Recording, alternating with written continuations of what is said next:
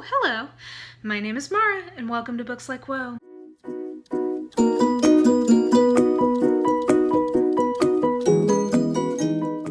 Guys, we have come to Magic Breaks. In my Kate-Daniels rereadathon slash reviewathon slash holy shit, I cannot wait for the last book. This is my favorite book to date in the series, and I think I will mostly just gush about this, but I do want to tell you right now, if you have not read this book, do not watch this because this is so good and you deserve to have it fully enjoyable for you without any spoilers.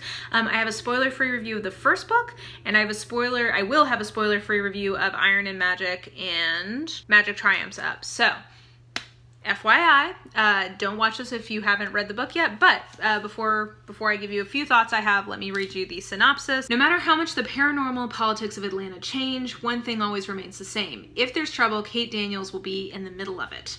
As the mate of the Beast Lord, Curran, former mercenary Kate-Daniels has more responsibilities than it seems possible to juggle. Not only is she struggling to keep her investigative business afloat, but she must now deal with the affairs of the pack, including preparing her people for attack from Roland, a cruel ancient being with godlike powers.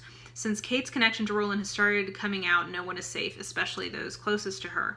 As Roland's long shadow looms ever nearer, Kate is called to attend the Conclave, a gathering of the leaders from the various supernatural factions of Atlanta. When one of the Masters of the Dead is found murdered, apparently at the hands of a shapeshifter, Kate is given less than 24 hours to hunt down the killer. And this time, if she fails, she'll find herself embroiled in a war that could destroy everything she holds dear. Guys, this book is perfect. This is a perfect urban fantasy book, in my opinion. I say that because, well, so many things. I'm going to try to contain my gushing on this. I think episodically, holy shit, is this satisfying. Like, there's been some things building in the previous books that finally are paying off in this one. I think all of her time as the consort is really coming to a head. And I think Curran is finally in a place where he's able to see that this is not, this is not sustainable. And the whole reason why he built up the pack was to be able to protect his future family. And he realizes now that that's just not gonna work in the way that he had originally envisioned. And I think we see some real character growth from him by the end of this book and his willingness to step aside from that and step back from that. I think losing her for a huge chunk of this book and really thinking that she was gonna die. So when he loses Kate in Mishmar for a huge chunk of the kind of last third of this book, I think that's probably quite clarifying for him in terms of his priorities. So that stuff I think is really good, and like I said, I think all of the kind of consort pack dynamics come to a really nice head in this. I really love Kate's conflict with Hugh. I mean, I think that whole thing is really interesting. The mystery that's at the heart of this is unfolding in an interesting way. And then by the time we get to Mishmar, and the whole adventure of Kate and Curran in Mishmar is just awesome. And then when they come back for the final confrontation in this book, at least with Roland, and her just coming into her fucking own and finally wiping a smile off of fucking Mahone's face and all of his judgmental judgy, the petty part of me throughout all of these books is always show them what a badass you are, Kate, show them your power.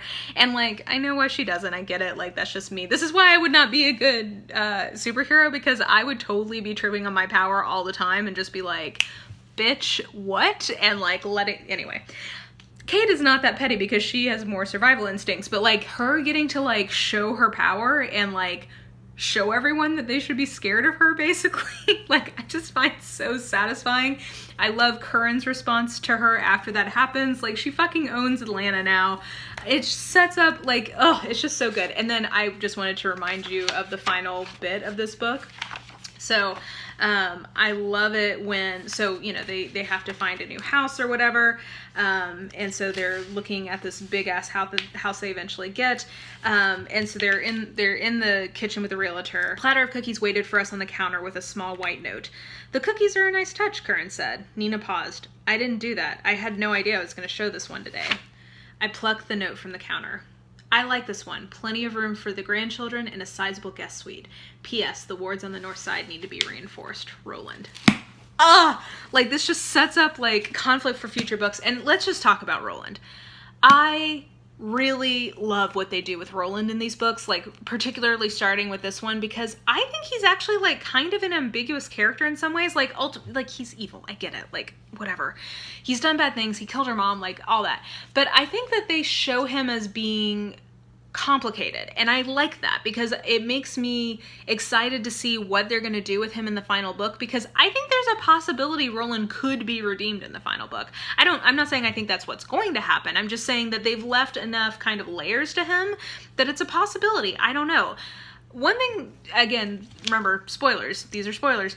I think the vision that Kate has had of her son with him, I think is ambiguous enough that it could be in the context of him being redeemed. Like, I don't necessarily think that has to be him.